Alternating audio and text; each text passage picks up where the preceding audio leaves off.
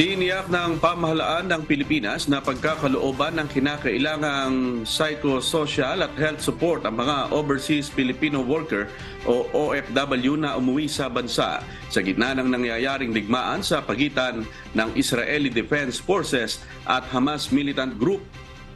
Bukod pa ang nasabing tulong sa financial at livelihood assistance na ibibigay sa kanila ng iba't ibang ahensya ng gobyerno.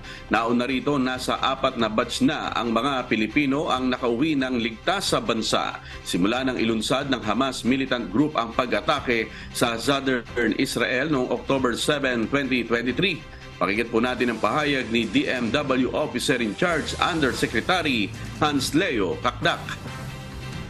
Rest assured, based on the directive of the President, financial assistance, livelihood assistance, health support, and psychosocial wellness support, and skills training support, lalo na sa mga kaanak na mga OFWs na nasawi na nagpapatulong na maghanap ng trabaho.